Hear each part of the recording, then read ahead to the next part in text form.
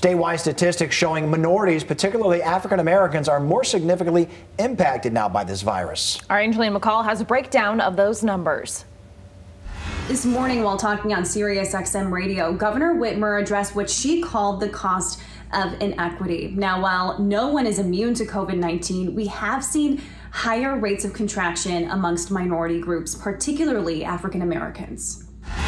Across Michigan, African Americans account for 40% of deaths in the entire state and 33% of all confirmed cases of COVID-19, which, according to doctors, could be due to pre-existing health conditions. We have a particularly difficult problem of an exacerbation of a health disparity.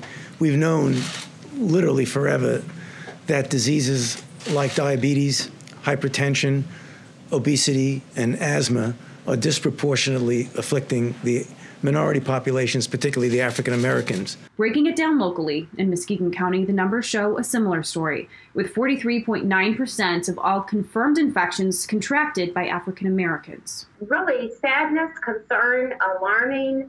I never predicted that the positive cases would come out, result this way. Kathy Moore with the Muskegon Health Department says they're actively working to address these disparities with the information they have. We are working with so many community partners to design our message, to continue to do research, learn about the best practices. One community partner is Mercy Health in Muskegon. When we're dealing with individuals and families who have a more disadvantaged approach to how they're living, whether it's because of their finances or their shelter situation, we're seeing that people, aren't able to take the precautions and preparations that traditional, families or patients are doing. They're also working to give greater access to resources for those disadvantaged groups. One of the things that we're really trying to do is help push consistent messaging out there, whether it's when we're working one-on-one with a patient via Zoom, or, with a phone call to check in with them to see how they're doing,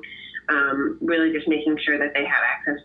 At this time, local health organizations and experts tell me that while they don't know the full extent surrounding demographics and transmission rates, they are working to collect more data when it comes to this. Reporting in Grand Rapids, Angeline McCall, Fox 17 News.